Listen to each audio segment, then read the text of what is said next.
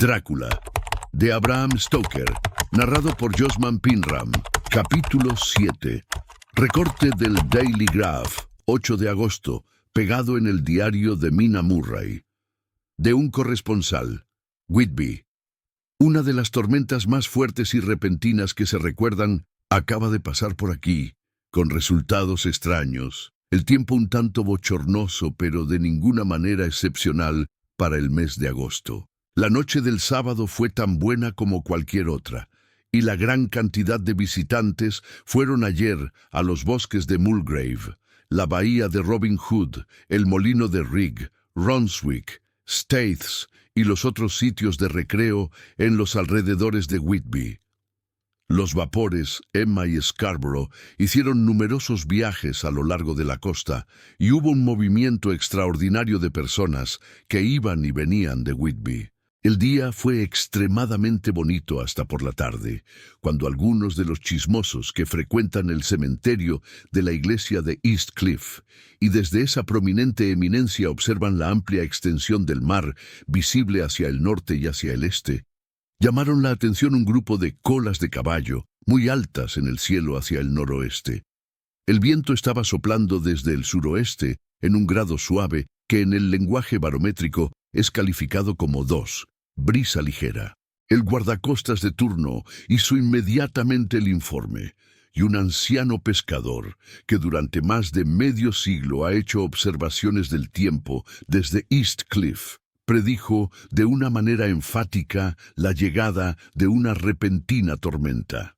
La puesta del sol fue tan bella, tan grandiosa en sus masas de nubes espléndidamente coloreadas, que una gran cantidad de personas se reunieron en la acera a lo largo del acantilado en el cementerio de la vieja iglesia para gozar de su belleza. Antes de que el sol se hundiera detrás de la negra masa de Kettleness, encontrándose abiertamente de babor a estribor sobre el cielo del oeste, su ruta de descenso fue marcada por una miríada de nubes de todos los colores del celaje: rojas, moradas, color de rosa, verdes, violetas y de todos los matices dorados. Había aquí y allá masas no muy grandes, pero notoriamente de un negro absoluto, en todas clases de figuras, algunas solo delineadas y otras como colosales siluetas. La vista de aquel paisaje no fue desaprovechada por los pintores, y no cabe ninguna duda de que algunos esbozos del preludio a una gran tormenta adornaran las paredes de R.A. y R.I. el próximo mayo. Más de un capitán decidió en aquellos momentos y en aquel lugar que su guijarro o su mula, como llaman a las diferentes clases de botes, permanecería en el puerto hasta que hubiera pasado la tormenta. Por la noche el viento amainó por completo y a la medianoche había una calma chicha, un bochornoso calor y esa intensidad prevaleciente que, al acercarse el trueno, afecta a las personas de naturaleza muy sensible.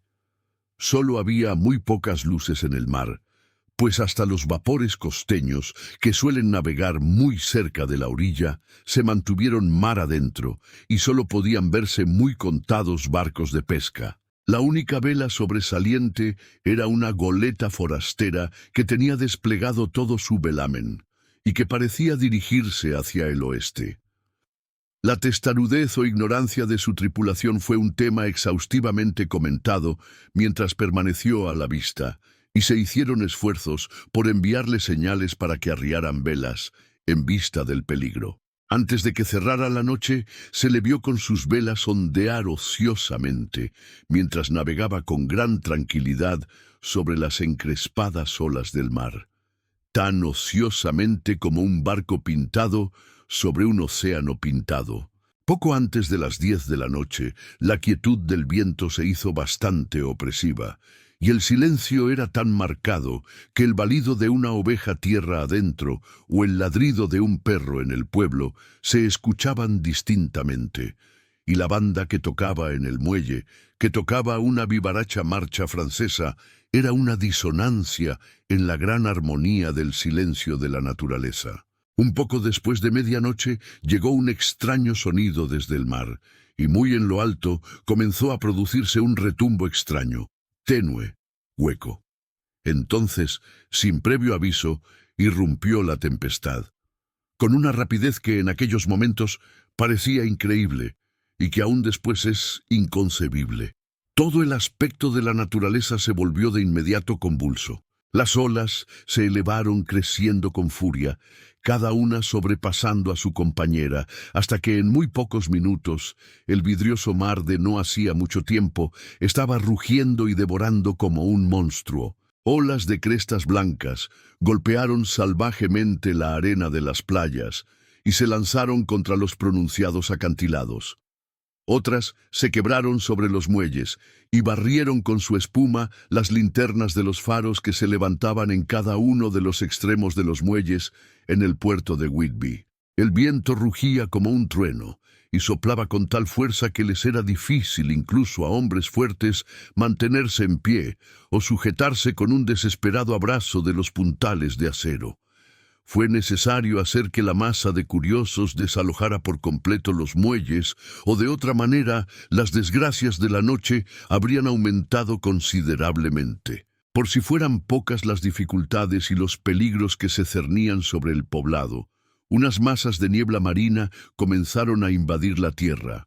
Nubes blancas y húmedas que avanzaron de manera fantasmal, tan húmedas, vaporosas y frías que se necesitaba solo un pequeño esfuerzo de la imaginación para pensar que los espíritus de aquellos perdidos en el mar estaban tocando a sus cofrades vivientes con las viscosas manos de la muerte, y más de una persona sintió temblores y escalofríos al tiempo que las espirales de niebla marina subían tierra adentro. Por unos instantes, la niebla se aclaraba y se podía ver el mar a alguna distancia, a la luz de los relámpagos, que ahora se sucedían frecuentemente seguidos por repentinos estrépitos de truenos, tan horrísonos que todo el cielo encima de uno parecía temblar bajo el golpe de la tormenta. Algunas de las escenas que acontecieron fueron de una grandiosidad inconmensurable y de un interés absorbente. El mar, levantándose tan alto como las montañas, lanzaba al cielo grandes masas de espuma blanca que la tempestad parecía coger y desperdigar por todo el espacio. Aquí y allí un bote pescador, con las velas rasgadas, navegando desesperadamente en busca de refugio ante el peligro. De vez en cuando, las blancas alas de una ave marina ondeada por la tormenta. En la cúspide de East Cliff, el nuevo reflector estaba preparado para entrar en acción, pero todavía no había sido probado. Los trabajadores encargados de él lo pusieron en posición, y en las pausas de la niebla que se nos venía encima, barrieron con él la superficie del mar. Una o dos veces prestó el más eficiente de los servicios, como cuando un barco de pesca, con la borda bajo el agua, se precipitó hacia el puerto, esquivando, gracias a la guía de la luz protectora, el peligro de chocar contra los muelles. Cada vez que un bote lograba llegar a salvo al puerto, había un grito de júbilo de la muchedumbre congregada en la orilla.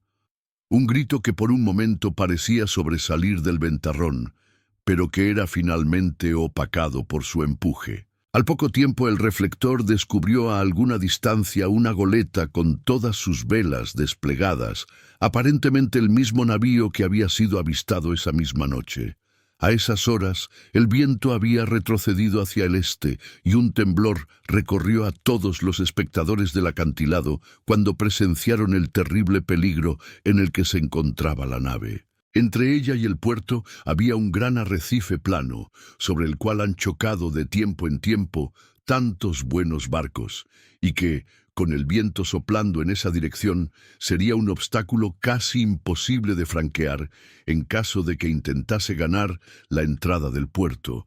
Ya era casi la hora de la marea alta, pero las olas eran tan impetuosas que en sus senos casi se hacían visibles las arenas de la playa, y la goleta, con todas las velas desplegadas, se precipitaba con tanta velocidad que, en las palabras de un viejo lobo de mar, debía de llegar a alguna parte, aunque solo fuese al infierno. Luego llegó otra ráfaga de niebla marina, más espesa que todas las anteriores, una masa de neblina húmeda que pareció envolver a todas las cosas como un sudario gris y dejó asequible a los hombres solo el órgano del oído, pues el ruido de la tempestad, el estallido de los truenos y el retumbo de las poderosas oleadas que llegaban a través del húmedo ambiente eran más fuertes que nunca.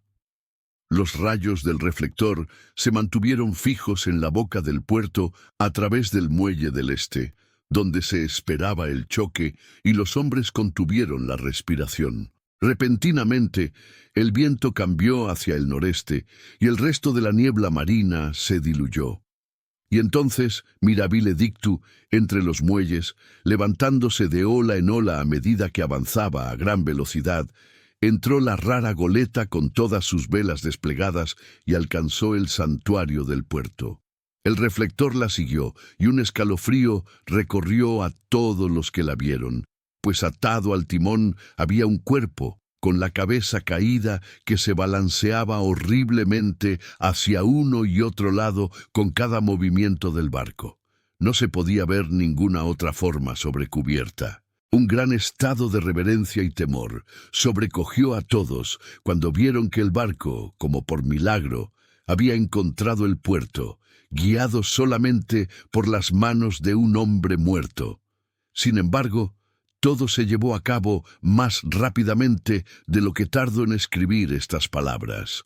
La goleta no se detuvo, sino que, navegando velozmente a través del puerto, embistió en un banco de arena y grava lavado por muchas mareas y muchas tormentas, situado en la esquina sureste del muelle, que sobresale bajo East Cliff y que localmente es conocido como el muelle Tate Hill. Por supuesto que cuando la nave embistió contra el montón de arena se produjo una sacudida considerable. Cada verga, lazo y montante sufrió la sacudida y una parte del mástil principal se vino abajo.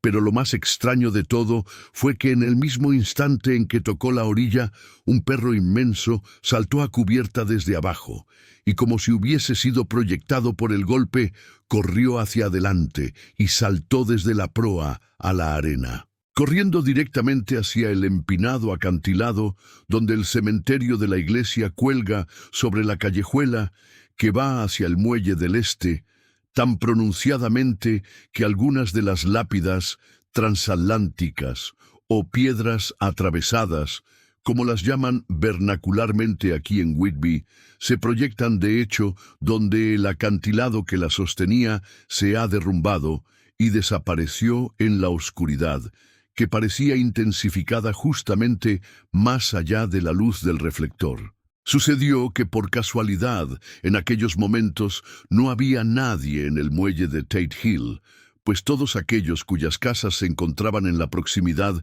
estaban o en cama o habían subido a las alturas para ver mejor. Por eso el capitán del guardacostas de turno en el lado este del puerto, que de inmediato corrió hacia el pequeño muelle, fue el primero que pudo subir a bordo.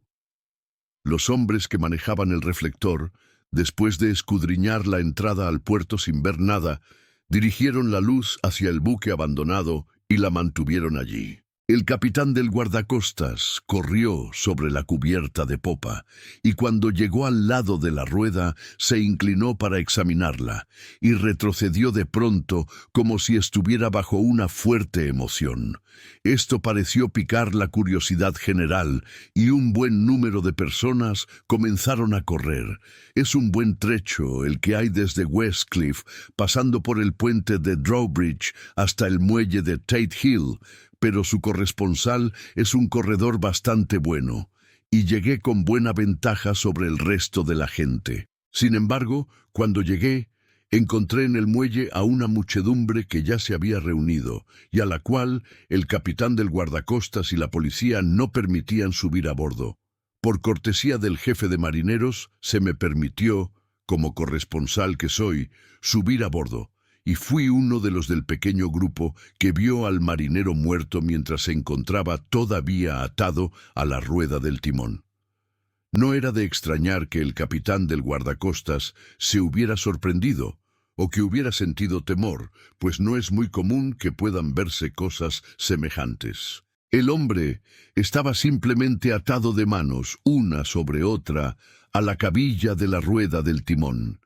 Entre su mano derecha y la madera había un crucifijo, estando los rosarios con los cuales se encontraba sujeto tanto alrededor de sus puños como de la rueda, y todo fuertemente atado por las cuerdas que lo amarraban.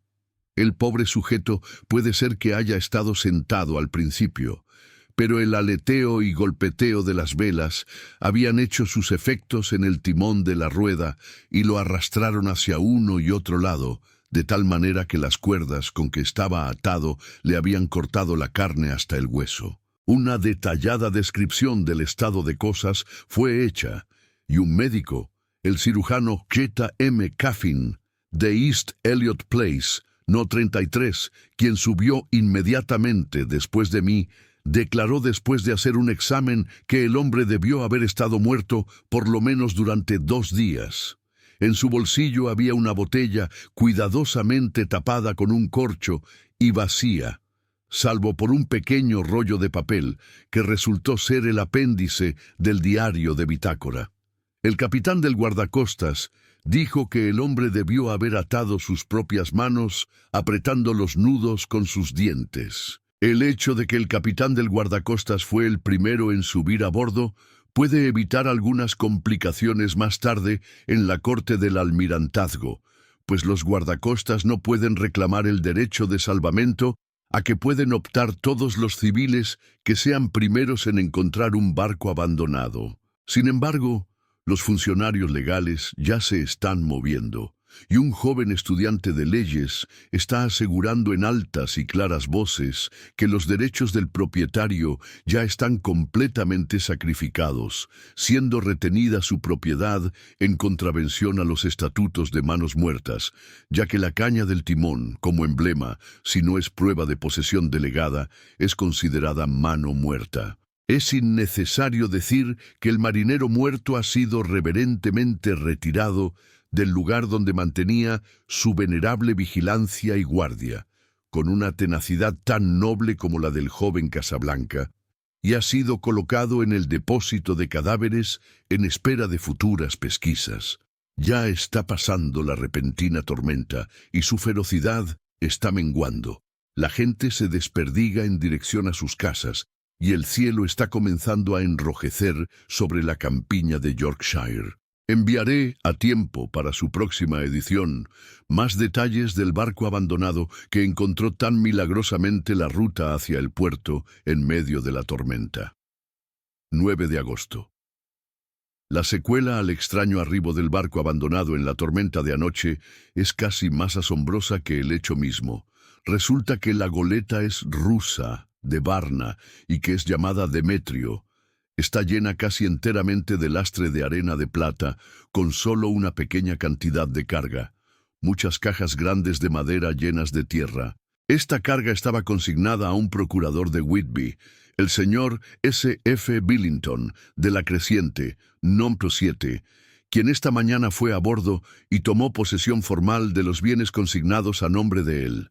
El cónsul ruso, también, actuando por el lado del embarque, tomó posesión formal del barco y pagó todos los impuestos portuarios, etc. No se habla de otra cosa aquí que de la extraña coincidencia. Los empleados del Ministerio de Comercio han sido exageradamente escrupulosos en ver que todos los trámites legales se cumplan de acuerdo con las disposiciones vigentes. Como el asunto parece que va a ser un milagro de 9 días, están evidentemente determinados a que no exista causa para mayores complicaciones. Se ha notado bastante interés por el perro que saltó a tierra cuando el barco encalló, y más de un miembro de la APCA, que es muy fuerte aquí en Whitby, ha tratado de hacerse cargo del animal, pero para desconsuelo general no ha sido posible encontrarlo en ningún lado. Más bien parece que ha desaparecido por completo del pueblo. Muy bien, puede ser que se encontrara aterrorizado y que haya corrido a refugiarse en los pantanos, donde posiblemente está todavía escondido. Hay algunos que miran con miedo esta última posibilidad, pues podría ser que después se convirtiera en un peligro, ya que evidentemente se trata de una bestia feroz. Temprano esta mañana, un perro grande, un mastín mestizo perteneciente a un comerciante de carbón cercano al muelle de Tate Hill, apareció muerto en el camino situado enfrente al patio de su dueño. Había estado peleando, y manifiestamente tuvo a un oponente salvaje, pues tenía la garganta desgarrada y su vientre estaba abierto como por una garra salvaje. Más tarde, por amabilidad del inspector del Ministerio de Comercio, se me ha permitido que eche una mirada al cuaderno de bitácora del Demetrio, que está en orden hasta hace 3 días, pero que no contenía nada de especial interés, excepto lo relativo a los hechos de hombres desaparecidos. El mayor interés, sin embargo, se centra respecto al papel encontrado en la botella, que fue presentado hoy durante las averiguaciones. Y puedo asegurar que un cuento más extraño como el que parece deducirse de ambas cosas nunca se había atravesado en mi camino. Como no hay motivos para guardar secreto, se me permite que los use y le envíe a usted un relato detallado, omitiendo simplemente detalles técnicos de marinería y de sobrecargo. Casi parece como si el capitán hubiese sido sobrecogido por una especie de manía antes de que hubiesen llegado mar adentro, y que ésta se continuara desarrollando persistentemente a través del viaje. Por supuesto, mi aseveración debe ser tomada cum grano, porque estoy escribiendo según lo dictado por un empleado del cónsul ruso, quien amablemente traduce para mí, ya que hay poco tiempo. Cuaderno de bitácora del Demetrio, de Berna a Whitby, escrito el 18 de julio. Pasan cosas tan extrañas, de las que mantendré de aquí en adelante una detallada información hasta que lleguemos a tierra. El 6 de julio terminamos de embarcar el cargamento, arena de plata y cajas con tierra. Por la tarde zarpamos, viento del este, fresco, tripulación 5 manos, 2 oficiales, cocinero y yo, capitán. El 11 de julio al amanecer entramos al Bósforo. Subieron a bordo empleados turcos de la aduana. Propinas, todo correcto. Reanudamos viaje a las 4 p.m., 12 de julio a través de los Dardanelos. Más empleados de aduana y barco insignia del escuadrón de guardia. Otra vez propinas. El trabajo de los oficiales detallado, pero rápido. Querían deshacerse de nosotros con prontitud. Al anochecer, pasamos al archipiélago.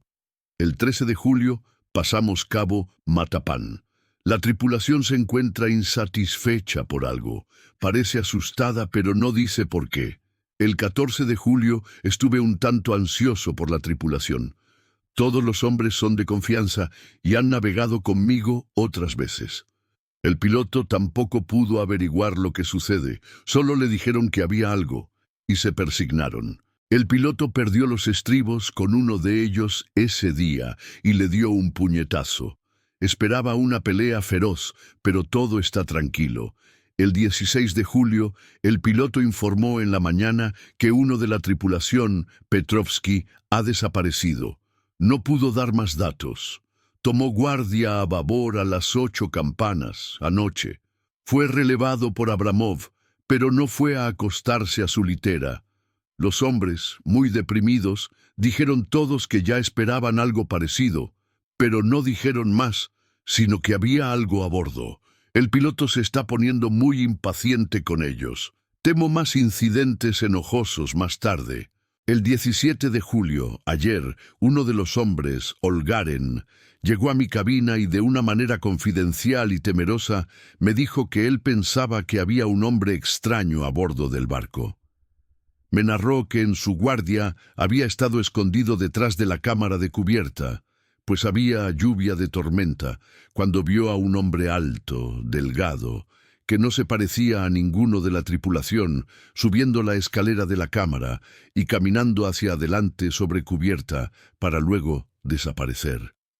Lo siguió cautelosamente, pero cuando llegó cerca de la proa no encontró a nadie, y todas las escotillas estaban cerradas. Le entró un miedo pánico supersticioso, y temo que ese pánico pueda contagiarse a los demás.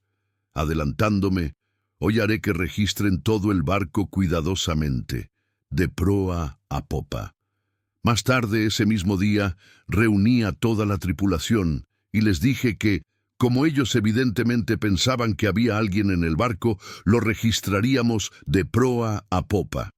El primer oficial se enojó. Dijo que era una tontería y que ceder ante tan tontas ideas desmoralizaría más a los hombres. Dijo que él se comprometía a mantenerlos en orden a punta de garrote. Lo dejé a él encargado del timón, mientras el resto comenzaba a buscar, manteniéndonos todos unos al lado de otros, con linternas. No dejamos una esquina sin registrar. Como todo lo que había eran unas grandes cajas de madera, no había posibles resquicios donde un hombre se pudiera esconder. Los hombres estaban mucho más aliviados cuando terminamos el registro y se dedicaron a sus faenas con alegría. El primer oficial refunfuñó, pero no dijo nada más. 22 de julio. Los últimos 3 días, tiempo malo y todas las manos ocupadas en las velas. No hay tiempo para estar asustados. Los hombres parecen haber olvidado sus temores. El piloto, alegre otra vez, y todo marcha muy bien. Elogié a los hombres por su magnífica labor durante el mal tiempo. Pasamos Gibraltar y salimos de los estrechos. Todo bien. 24 de julio. Parece que pesa una maldición sobre este barco. Ya teníamos una mano menos, y al entrar en la bahía de Vizcaya con un tiempo de los diablos, otro hombre ha desaparecido anoche, sin dejar rastro. Como el primero, dejó su guardia y no se lo volvió a ver. Todos los hombres tienen un miedo pánico. Envié una orden aceptando su solicitud de que se hagan guardias dobles, pues tienen miedo de estar solos. El piloto, furioso, temo que podamos tener algunos problemas, ya que o él o los hombres pueden emplear la violencia. 28 de julio. 4 días de infierno, bamboleándonos en una especie de tifón y con vientos tempestuosos. Nadie ha podido dormir. Todos los hombres están cansados. Apenas sé cómo montar una guardia, ya que ninguno está en condiciones de seguir adelante. El segundo oficial se ofreció voluntariamente a timonear y hacer guardia, permitiendo así que los hombres pudieran dormir un par de horas. El viento está amainando. El mar todavía terrorífico, pero se siente menos, ya que el barco ha ganado estabilidad. 29 de julio. Otra tragedia. Esta noche tuvimos guardia sencilla, ya que la tripulación está muy cansada para hacerla doble. Cuando la guardia de la mañana subió a cubierta, no pudo encontrar a nadie a excepción del piloto. Comenzó a gritar y todos subieron a cubierta. Minucioso registro, pero no se encontró a nadie. Ahora estamos sin segundo oficial y con la tripulación en gran pánico. El piloto y yo acordamos ir siempre armados de ahora en adelante y acechar cualquier señal de la causa. 30 de julio. Noche. Todos regocijados, pues nos acercamos a Inglaterra. Tiempo magnífico, todas las velas desplegadas. Me retiré por agotamiento. Dormí profundamente. Fui despertado por el oficial diciéndome que ambos hombres, el de guardia y el piloto, habían desaparecido. Solo quedamos 2 tripulantes, el primer oficial y yo, para gobernar el barco. 1 de agosto, 2 días de niebla y sin avistar una vela. Había esperado que en Canal de la Mancha podríamos hacer señales, pidiendo auxilio o llegar a algún lado. No teniendo fuerzas para trabajar las velas, tenemos que navegar con el viento. No nos atrevemos a arriarlas, porque no podríamos izarlas otra vez.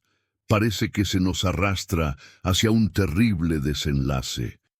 El primer oficial está ahora más desmoralizado que cualquiera de los hombres.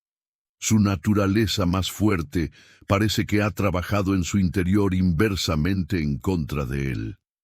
Los hombres están más allá del miedo, trabajando fuerte y pacientemente, con sus mentes preparadas para lo peor. Son rusos, él es rumano. 2 de agosto, medianoche. Me desperté después de pocos minutos de dormir escuchando un grito que parecía dado al lado de mi puerta. No podía ver nada por la neblina. Corrí a cubierta y choqué contra el primer oficial. Me dice que escuchó el grito y corrió, pero no había señales del hombre que estaba de guardia. Otro menos. Señor, ayúdanos. El primer oficial dice que ya debemos haber pasado el estrecho de Dover, pues en un momento en que se aclaró la niebla alcanzó a ver North Foreland, en el mismo instante en que escuchó el grito del hombre. Si es así, estamos ahora en el Mar del Norte, y solo Dios puede guiarnos en esta niebla que parece moverse con nosotros, y Dios parece que nos ha abandonado. 3 de agosto. A medianoche fui a relevar al hombre en el timón, y cuando llegué, no encontré a nadie ahí. El viento era firme, y como navegamos hacia donde nos lleve, no había ningún movimiento. No me atreví a dejar solo el timón, por lo que le grité al oficial. Después de unos segundos, subió corriendo a cubierta en sus franelas. Traía los ojos desorbitados y el rostro macilento, por lo que temo mucho que haya perdido la razón. Se acercó a mí y me susurró con voz ronca colocando su boca cerca de mi oído, como si temiese que el mismo aire escuchara: «Está aquí, ahora lo sé. Al hacer guardia anoche lo vi, un hombre alto y delgado y sepulcralmente pálido. Estaba cerca de la proa, mirando hacia afuera. Me acerqué a él a rastras y le hundí mi cuchillo, pero éste lo atravesó, vacío como el aire». Al tiempo que hablaba, sacó su cuchillo y empezó a moverlo salvajemente en el espacio. Luego continuó: «Pero como está aquí, lo encontraré. Está en la bodega, quizá en una de esas cajas. Las destornillaré una por una, y veré. Usted, sujete el timón». Y con una mirada de advertencia, poniéndose el dedo sobre los labios, se dirigió hacia abajo. Se estaba alzando un viento peligroso y yo no podía dejar el timón. Lo vi salir otra vez a cubierta con una caja de herramientas y una linterna y descender por la escotilla delantera. Está loco, completamente delirante de locura, y no tiene sentido que trate de detenerlo. No puede hacer daño a esas grandes cajas. Están detalladas como arcilla, y que las arrastre de un lado a otro no tiene ninguna importancia. Así es que aquí me quedo, cuido del timón y escribo estas notas. Solo puedo confiar en Dios y esperar a que la niebla se aclare. Entonces, si puedo pilotear la nave hacia cualquier puerto con el viento que haya, arriaré las velas y me quedaré descansando, haciendo señales, pidiendo auxilio. Ya casi todo ha terminado. Justamente cuando estaba comenzando a pensar que el primer oficial podría regresar más calmado, pues lo escuché martillando algo en la bodega, y trabajar le hace bien, subió por la escotilla un grito repentino que me heló la sangre, y apareció él sobre cubierta como disparado por un arma, completamente loco, con los ojos girando y el rostro convulso por el miedo. «¡Sálvame, sálvame!», y gritó, y luego miró a su alrededor al manto de neblina. Su horror se volvió desesperación, y con voz tranquila dijo: «Sería mejor que usted también viniera, capitán, antes de que sea demasiado tarde. Está aquí. Ahora conozco el secreto. El mar me salvará de él, y es todo lo que queda». Antes de que yo pudiera decir una palabra o pudiera adelantarme para detenerlo, saltó a la amura y deliberadamente se lanzó al mar. Supongo que ahora yo también conozco el secreto. Fue este loco el que despachó a los hombres uno a uno y ahora él mismo los ha seguido. Dios me ayude. ¿Cómo voy a poder dar parte de todos estos horrores cuando llegue a puerto? Cuando llegue a puerto. ¿Y cuándo será eso? 4 de agosto. Todavía niebla, que el sol no puede atravesar. Sé que el sol ha ascendido porque soy marinero, pero no sé por qué otros motivos. No me atrevo a ir abajo, no me atrevo a abandonar el timón. Así es que pasé aquí toda la noche, y en la velada oscuridad de la noche lo vi. A él, Dios me perdone. Pero el oficial tuvo razón al saltar por la borda. Era mejor morir como un hombre. La muerte de un marinero en las azules aguas del mar no puede ser objetada por nadie.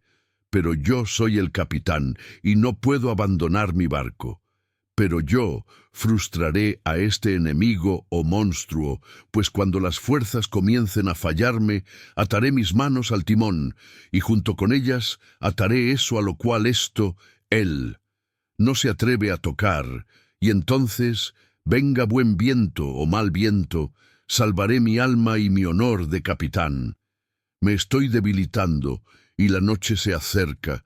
Si puede verme otra vez a la cara, pudiera ser que no tuviese tiempo de actuar. Si naufragamos, tal vez encuentre esta botella, y aquellos que me encuentren comprenderán. Si no... Bien, entonces todos los hombres sabrán que he sido fiel a mi juramento. Dios y la Virgen Santísima y los santos ayuden a una pobre alma ignorante que trata de cumplir con su deber. Por supuesto, el veredicto fue de absolución. No hay evidencia que aducir. Y si fue el hombre mismo quien cometió los asesinatos, o no fue él, es algo que nadie puede atestiguar. El pueblo aquí sostiene casi universalmente que el capitán es simplemente un héroe, y se le va a enterrar con todos los honores. Ya está arreglado que su cuerpo debe ser llevado con un tren de botes por un trecho a lo largo del Esk, y luego será traído de regreso hasta el muelle de Tate Hill y subido por la escalinata hasta la abadía. Pues se ha dispuesto que sea enterrado en el cementerio de la iglesia, sobre el acantilado. Los propietarios de más de 100 barcazas ya han dado sus nombres, señalando que desean seguir el cortejo fúnebre del capitán. No se han encontrado rastros del inmenso perro. Por esto hay mucha tristeza, ya que, con la opinión pública en su presente estado, el animal hubiera sido, creo yo, adoptado por el pueblo. Mañana será el funeral, y así terminará este nuevo misterio del mar. Del diario de Mina Murray, 8 de agosto. Lucy pasó toda la noche muy intranquila, y yo tampoco pude dormir. La tormenta fue terrible, y mientras retumbaba fuertemente entre los tiestos de la chimenea, me hizo temblar. Al llegar una fuerte ráfaga de viento, parecía el disparo de un cañón distante. Cosa bastante rara, Lucy no se despertó, pero se levantó 2 veces y se vistió. Por fortuna, en cada ocasión me desperté a tiempo y me las arreglé para desvestirla sin despertarla, metiéndola otra vez en cama.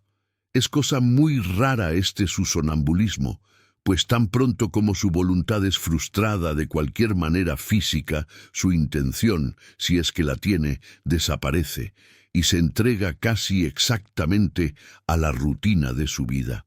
Temprano, esta mañana nos levantamos las 2 y bajamos hasta el puerto para ver si había sucedido algo durante la noche. Había muy poca gente en los alrededores, y aunque el sol estaba brillando y el aire estaba claro y fresco, las grandes olas amenazantes, que parecían más oscuras de lo que eran, debido a que la espuma las coronaba con penachos de nieve, se abrían paso a través de la estrecha boca del puerto, como un hombre que camina a codazos entre una multitud.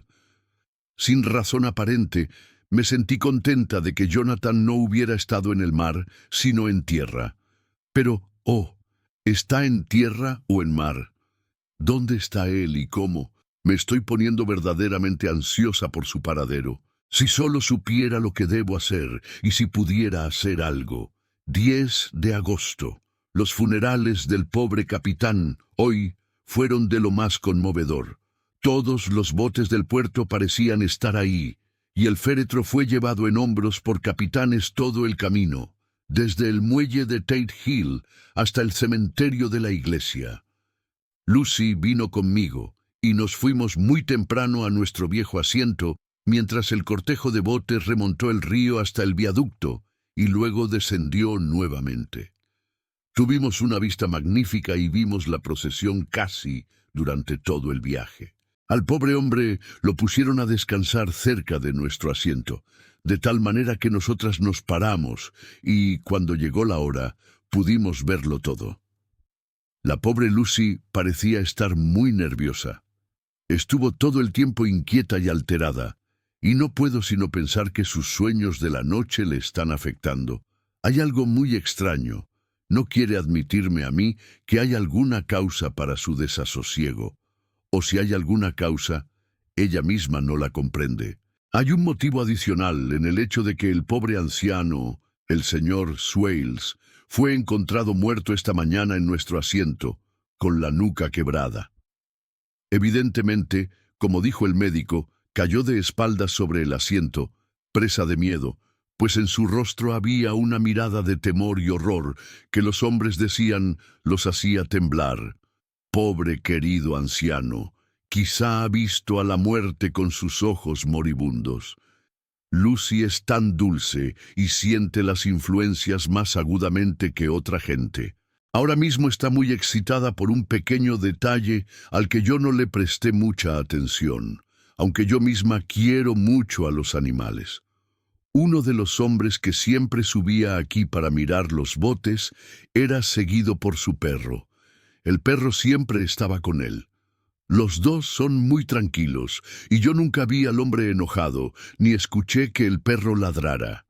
Durante el servicio, el perro no quiso acercarse a su dueño, que estaba sobre el asiento con nosotras, sino que se mantuvo a unos cuantos metros de distancia y ladrando y aullando. Su dueño le habló primero suavemente, luego en tono más áspero, y finalmente muy enojado, pero el animal no quiso acercarse ni cesó de hacer ruido. Estaba poseído como por una especie de rabia, con sus ojos brillándole salvajemente, y todos los pelos erizados como la cola de un gato cuando se está preparando para la pelea. Finalmente, también el hombre se enojó, y saltando del asiento, le dio puntapiés al perro, y luego, tomándolo por el pescuezo, lo arrastró y lo tiró sobre la lápida en la cual está montado el asiento. En el momento en que tocó la lápida, la pobre criatura recobró su actitud pacífica, pero comenzó a temblar desesperadamente. No trató de irse, sino que se enroscó, temblando y agachándose, y se encontraba en tal estado de terror que yo traté de calmarlo, aunque sin efecto. Lucy también sintió compasión, pero no intentó tocar al perro, sino que solo lo miró con lástima. Temo mucho que tenga una naturaleza demasiado sensible como para que pueda andar por el mundo sin problemas. Estoy segura de que esta misma noche soñará con todo lo que ha sucedido. Toda la acumulación de hechos extraños, el barco piloteado hasta el puerto por un hombre muerto, su actitud, atado al timón con un crucifijo y rosarios, el emotivo funeral, el perro, unas veces furioso y otras aterrorizado, le dará abundante material para sus sueños. Creo que para ella lo mejor sería retirarse a su cama, cansada físicamente, por lo que la llevaré a dar una larga caminata por los acantilados de la bahía de Robin Hood, y luego de regreso.